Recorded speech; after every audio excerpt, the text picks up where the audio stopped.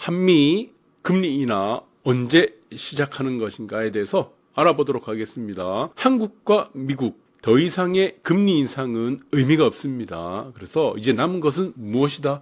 언제 금리 인하가 시작할 것인가? 라는 문제의 이 궁금증에 대해서 우리 함께 살펴보도록 하겠습니다.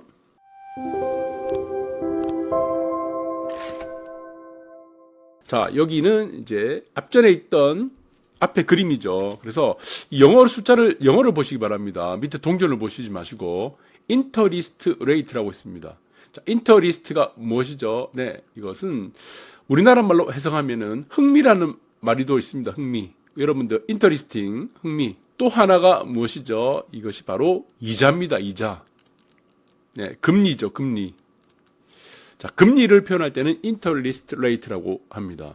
그래서 자, 여기는 두 가지의 의미를 갖고 있다. 흥미, 매우 흥미롭기도 하고 이제 이자라, 금리라고 표현을 하기도 하는데 여러분들 돈이라는 것을 우리가 한번 생각해 봅시다. 이제 금리가 언제 내릴 것인가에 대해서 알아보려니까 이제 금리라는 부분을 먼저 알아봐야 되겠죠. 금리. 금리의 정의는 무엇이죠, 이게? 왜 우리는 이렇게 금리에 민감할까요? 금리가 오르거나 금리가 내려가는 것에 따라서 자산 가격도 요동을 치기 시작하고 여러분들 가게도 금리에 따라서 큰 영향을 받습니다. 자, 금리. 자, 금리는 무엇인가? 이것은 돈에 연관되어 있죠, 돈. 돈에 따라다니는 겁니다. 돈에 따라다니는 것이 바로 금리다. 돈에는 항상 한 가지가 따라다닙니다. 그것이 이자입니다. 이자, 금리. 피할 수가 없는 겁니다. 자, 그래서 이 이자를 우리가 여러분들 잘 유심히 봐야 되는데 금리. 자, 여기는 두 가지가 나눠집니다. 그것이 무엇이냐? 단리가 있습니다. 단리. 자, 그리고 복리가 있죠. 복리는 굉장히 무서운 겁니다. 지금 복리를 이용해서 서민들에게 돈을 뜯어내는 이 악덕 사채업자들이 있을 겁니다. 사채업자들. 자, 사채업자들은 주로 무엇을 이용하냐? 이 복리의 마술, 복리의 마법을 이용해서 갈취를 하는 겁니다. 이 단리는 무엇이죠? 일정한 이자가 붙습니다. 일정한 이자. 그러니까 해가 지나도 우리가 이거 10%의 이자가 있다 그러면은 여기서 100이라는 곳이 있다면은 10% 이자면은 10이죠, 10. 100만 원이면 10만 원의 이자가 매달 지급되는 겁니다. 아니면 지급받거나. 그러면 해가 지나도 10만 원씩 계속 플러스 10만 원, 플러스 10만 원씩 되는데 문제는 여기서 복리에 들어가 있습니다. 복리. 자, 복리는 어떻게 계산이 되겠습니까? 네. 첫 해에 100만 원을 투자했는데 이제 10만 원의 이자가 붙었어요. 그럼 이게 110이 되죠. 110. 여기다 이자가 계산이 되는 겁니다.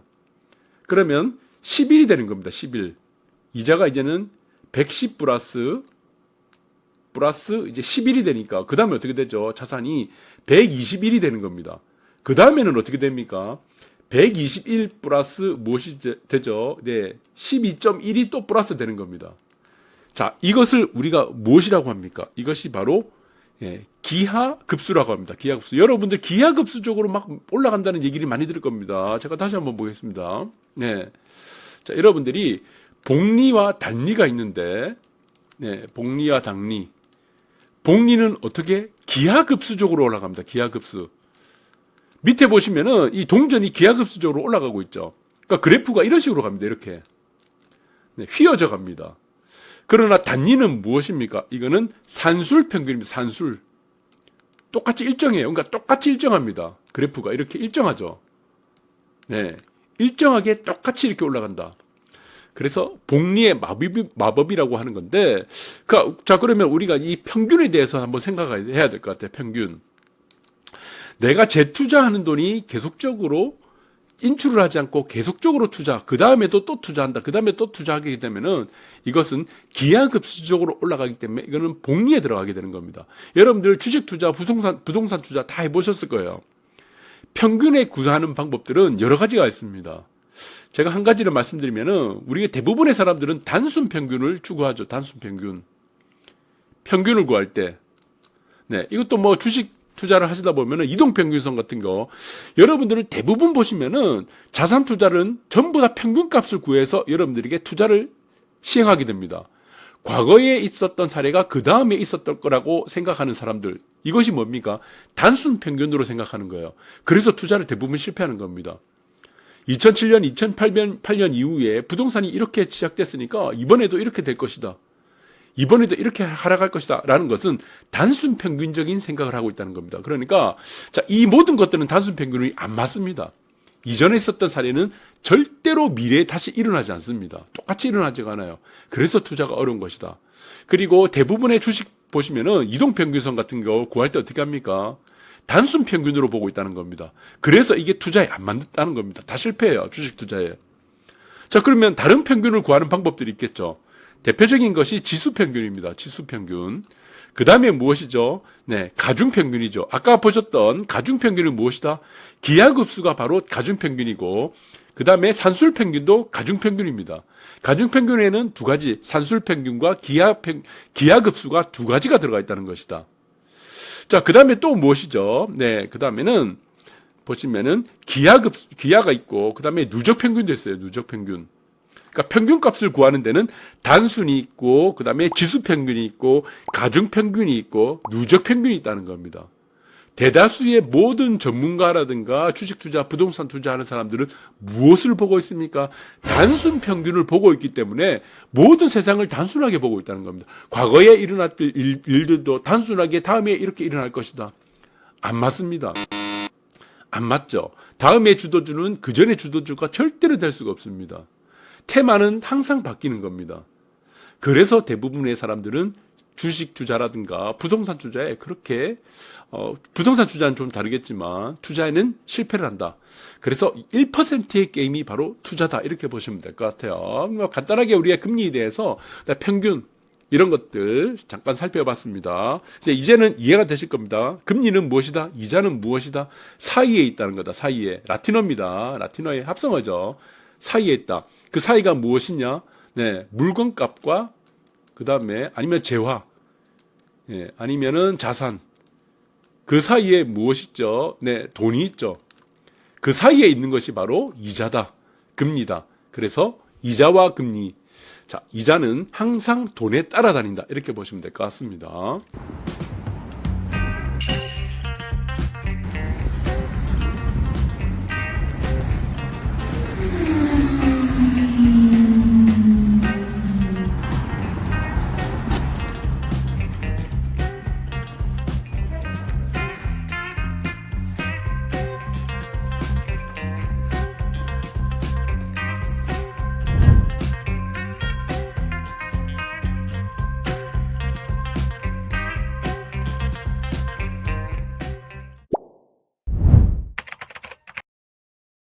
자, JP모건 자산운용은 미국 사실상 경기 침체라고 해서 금리 인하에 베팅을 하라. 자, 이 말뜻은 이제 여러분들 잘 아실 겁니다. 이 워딩을 그냥 잘 읽어보시면 될 것 같아요.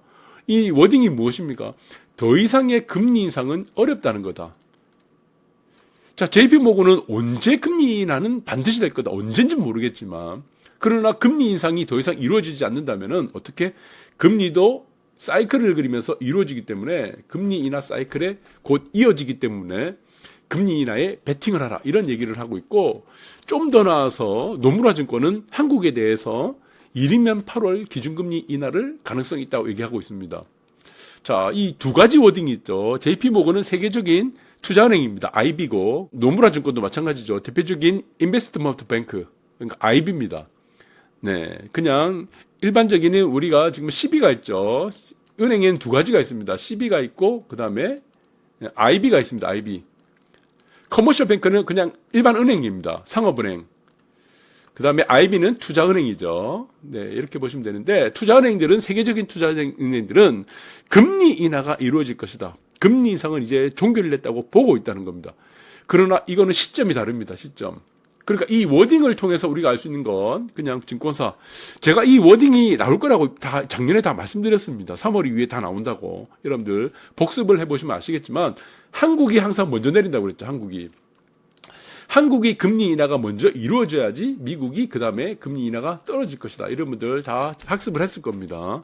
우리는 3월달이라는 이 기준 시점을 다 이해했을 거고, 자, 3월이라는 이 숫자는 무엇이라고 했습니까? 네. 변화일이 속한다고 했죠. 변화일. 자, 이 변화일은 무엇에 따라 해준다? 대등수치.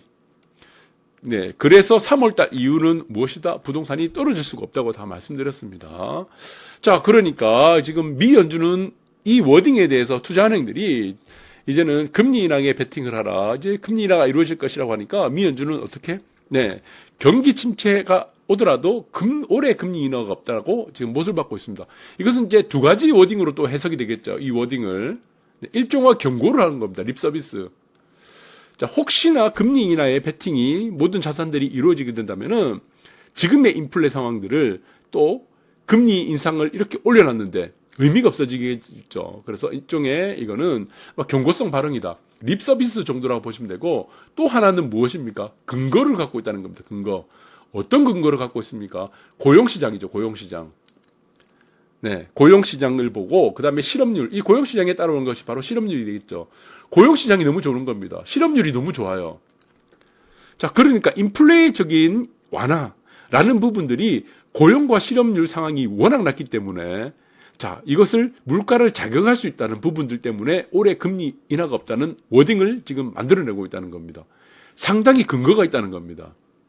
그래서 한국이 먼저 금리가 인하가 이루어질 것이다 라는 부분이고, 적어도 금리 인하가 이제 금리 인상이 마무리되는 시점, 네, 이 시점은 아마 5월에서 아마 6월 정도 될 것 같아요. 6월에서 늦으면 7월 정도 되겠죠. 저는 한 7월 정도라고 보게 된다면은, 자, 여기서 기본적으로 6개월 정도는 갈 것 같습니다. 이번에 금리 인하는 6개월 정도 후에, 이후에 최소 빨라야 6개월 정도.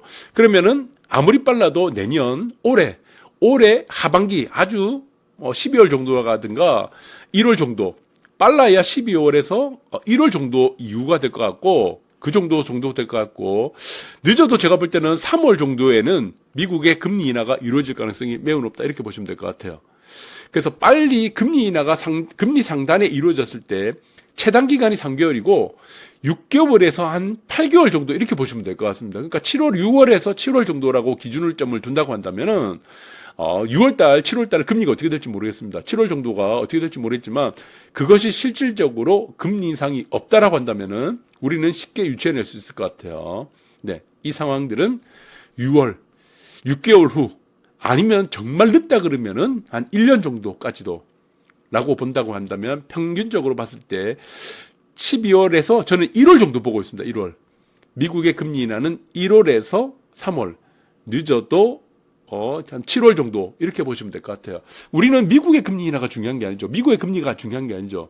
한국의 금리가 중요한 거죠. 그래서 한국의 금리 인하는 저는 9월에서 12월 정도 사이는 한국에서 금리 인하가 이루어질 가능성이 매우 높다, 이렇게 보시면 될 것 같습니다. 자, 그러니까 이 말이 무엇이다? 네, 왜 또 지금 금리 인하에 베팅을 하라? JP모건 이렇게 얘기했을까요? 자, 그런데 이 또 다른 또 얘기가 있죠. 우리 항상 이 얘기는 여러분들이 잘 아실 겁니다.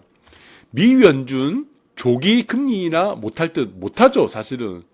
네, 빨리 못합니다. 아까도 말씀드렸던 고용지표, 네, 이 소비지표와 고용지표가 있는데, 그 중에서 고용지표, 실업률이 너무 낮기 때문에, 거의 완전 고용 상태이기 때문에, 이 실업률 때문에 고용지표가 너무 좋기 때문에, 당장의 금리 인하는 조기 하기 어렵다.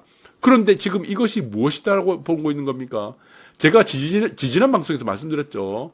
시장엔 호재란 겁니다. 호재. 왜 그렇습니까? 자산 시장에서 가장 여러분들 가격이 싸게 살 수 있을 때가 언제입니까?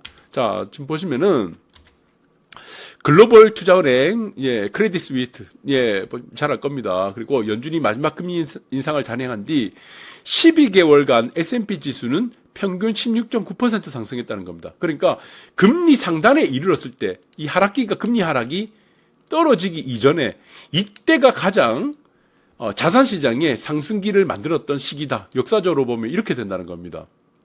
막상 금리가 이렇게 채바닥에 이르렀을 때는 어떻게 된다는 겁니까? 이게 꼭지를 만들어낸다는 겁니다. 자산시장은 거꾸로 꼭지를 만들고 금리 상단에 이르렀을 때는 무엇이다? 이거는 자산시장의 바닥을 만들어냈다. 이 논리가 되는 겁니다. 그래서 금리 인하 이후에는 오히려 12개월간 1% 하락했다는 거예요. 자, 이것이 무엇이죠? 한마디로 말씀드리면은 소문에 사서 유수에 팔으라는 겁니다. 금리 상단에 이르렀을 때가 자산 가격이 가장 싸다는 거다, 이렇게. 이때가 자산을 투자해야 될 절호의 시기라는 겁니다. 이때는 팔아야 될 시기죠. 금리가 가장 낮을 때는 이때는 팔아야 되는 시기고, 투자를 정말 해야 될 때는 악재가 모든 것이 쌓였을 때가 가장 투자에 있어서는 자산 가격이 싸다는 겁니다. 주식이든 부동산이든. 그래서 가치에 사서 무엇이든 테마에 팔아라는 겁니다. 여러분들 이해가 되시죠? 실증적 사례 여러분 보시면 아시겠지만 2012년도 보세요. 금리가 제일 높았을 때가 이때 부근이 3.2%, 25%가 가장 금리가 높았습니다. 이때 다 죽는다고 했죠. 부동산 사면 이때 죽는다고 했어요. 뜯어 말렸습니다. 바지자락 잡았어요. 너 망하려고 하냐? 어떻게 지금 이 상황에서 부동산을 사려고 하나? 압구정 현대가 여러분들 아시겠지만 아편 이게 8억대였습니다. 8억. 이거 사면 다 망한다고 했어요. 모든 것이 다 악재였습니다. 악재밖에 없는 세상이었습니다. 역전세난에다가 악재밖에 없었어. 그러니까 금리도 이렇게 비쌌던 거죠. 그러니까 가격도 그렇게 쌌다는 겁니다. 그러나 이 이후로 어떻게 됐습니까? 2020년, 2021년 돼가지고는 21년이죠. 어떻게 됐죠? 0% 됐죠. 0.5%. 제로금리가 돼버렸죠. 이 제로금리가 되면서 어떻게 됐죠? 자산 가격은 꼭지기를 만들었다는 겁니다. 자, 매수와 매도는 거꾸로다. 매수는 언제? 모든 것이 악재로 덮여있을 때. 매도는 언제입니까? 모든 것이 호재로 덮여있을 때. 그것이 무엇입니까? 소문에 사서 뉴스에 팔아라는 겁니다. 소문에 사서 뉴스에 팔아라. 자, 그런데 이 짤을 한번 보시면은, 지지난 시간에도 한번 보셨지만, 금리가 상승을 멈추면 무엇을 하라고 말씀드렸죠? 네. 자산 투자죠. 자산 투자. 역사적으로 금리가 꼭지에 이르렀을 때 이 기간에서 자산이 가장 많이 올랐다는 겁니다. 자산 가격이. 그리고 역사적으로 금리가 가장 낮을 때가 이때부터는 꼭지를 만들었으니까 꼭지를 준비해라는 거죠. 그런데 이 사람은 이 연철 소장님 아주 훌륭한 분입니다. 짤을 잘못 만든 건지 저는 좀 의심을 좀 되기도 합니다. 왜 이렇게 말을 했는지 네, 좀 의심이 되는데 뭐 한잔 하셨는지 모르겠지만 금리 상승을 멈추면 뭐라고 합니까? 자산 투자를 해야 되겠죠. 이게 상승 요인이냐 이렇게 얘기를 하고 있습니다. 네, 이렇게 얘기하고 있어요. 그래서 자, 이분 얘기는 그다음에 금리는 아직도 고금리잖아. 자, 그래서 이 무엇이다? 너희들은 바보야. 이 말입니다.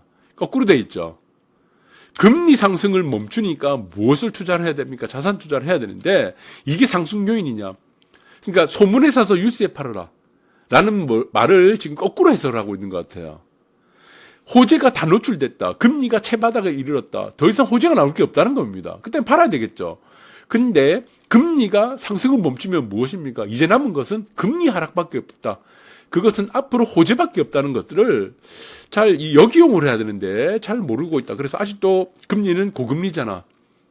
악재가 많기 때문에 무엇이다? 가격은 싸다는 것이다. 바보야. 자, 여러분들 잘 아시겠죠? 자산 투자는 무엇이다? 가장 쌀 때, 그것이 언제냐? 금리가 가장 높거나 악재가 많을 때다. 여러분들이 자산을 팔아야 될 때, 매도할 때는 언제입니까? 금리가 가장 낮을 때거나 호재밖에 없을 때. 그래서 소문에 사서 뉴스에 팔아라. 여러분들 잘 새겨 들으시기 바라겠습니다. 감사합니다.